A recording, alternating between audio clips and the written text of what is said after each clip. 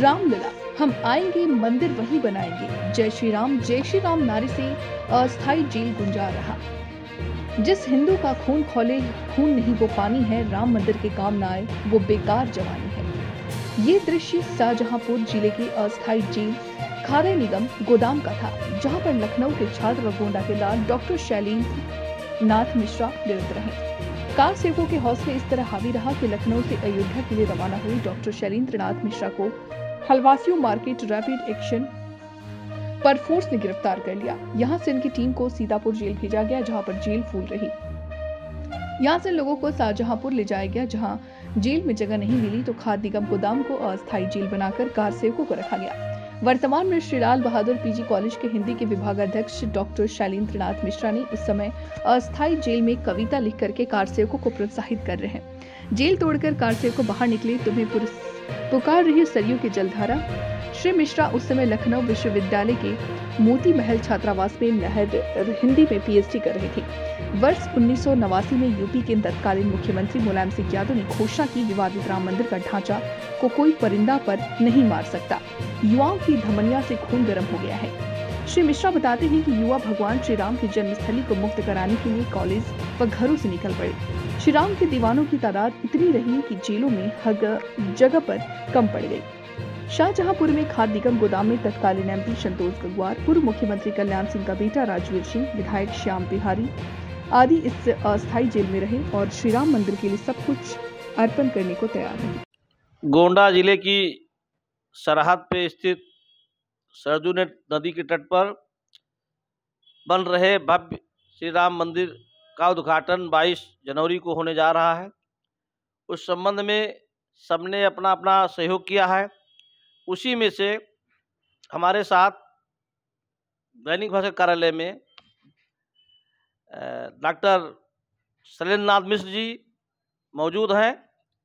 आपसे हम बात करेंगे उस समय जब आप युवावस्था में लखनऊ विश्वविद्यालय में जूनियर फेलोशिप के अध्यक्ष रहे और अपनी पीएचडी कर रहे थे। जी हाँ, अपनी प्रणाम। नमस्कार। आप उस समय जब राम मंदिर आंदोलन चल रहा था और आप लखनऊ में थे, फिर उस समय क्या कर रहे थे और कैसे आपको लखनऊ में गिरफ्तार किया गया और कहाँ कहाँ ले जाया गया? जी, उस समय राम मंदिर आंदोलन बड़े चरम पर स्थिति में चल रहा था और मैं junior research fellowship association Lucknow विश्वविद्यालय का अध्यक्ष था। लखनऊ में मोती महल छात्रावास में रह रहा था।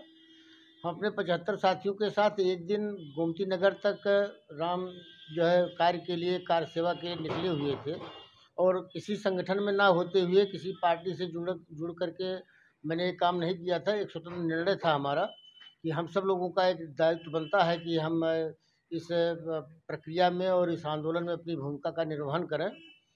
तो उसमें हमको पकड़ करके पुलिस लाइन लाकर छोड़ दिया गया था। दूसरे दिन रैपिड एक्शन फोर्स ने मुझको हजरतगंज कोतवाली में हलवासिया से पकड़कर हजरतगंज कोतवाली में बंद किया था। वहाँ से हमको पुलिस लाइन ले जाया गया, वहाँ से सीतापुर ले जाया गया और फिर सीतापुर में जगह न मिलने पर शाहजहांपुर ले जाया गया। शाहजहांपुर में भी जो अस्थाई जो जेल थी उसमें भी व्यवस्था नहीं थी, तो अस्थाई जेल में हमको वहाँ पर ले जा करके 4 बजे पहुँचाया गया और 5 वहाँ की अव्यवस्था को देखते हुए मैंने 5 बजे आमरण अनशन की घोषणा कर दी। और वो उस समय वहाँ पर बीजेपी के 2 सांसद उस अस्थाई जेल में थे, जिसमें संतोष गंगवार जी थे, जयवीर सिंह या राजवीर सिंह और एक श्याम बिहारी जी थे जो विधायक थे और बाकी 998 लोग उस जो है अस्थाई जेल में थे।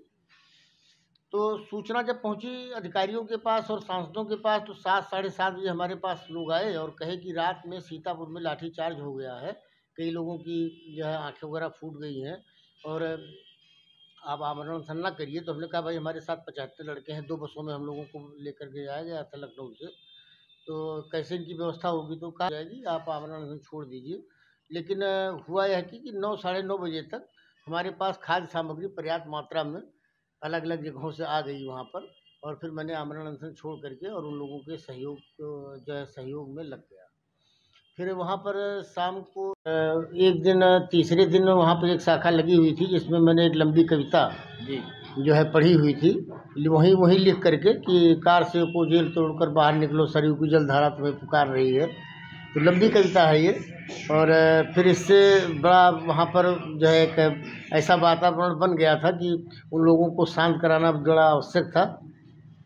फिर धीरे धीरे ये हुआ कि डिप्टी जेलर हमको बहुत मानने लगे। वहाँ तिवारी जी थे कोई डिप्टी जेलर, उन्होंने कहा कि अगर आप ये लिख करके दे दें कि आप इस अभियान में नहीं थे तो मैं आपको चल करके स्टेशन छोड़ दूँगा। मैंने कहा कि नहीं, जीवन मेरा चाहे जो पूरा जीवन ऐसे ही बंद रहना पड़े तब भी मैं इस बात को लेकर के नहीं दे सकता कि मैं राम कार्य में सम्मिलित नहीं था। और इस आधार पर 15 दिनों के बाद उन्होंने स्वतः प्रक्रिया से 15 लोगों के साथ मुझको छोड़ा। मैं हाथ में हमारे यहाँ पर मुहर लगाई गई और सब लोगों के हाथ में लगाई गई। और फिर हम लोग बिना टिकट ही ट्रेन से लखनऊ उतरे।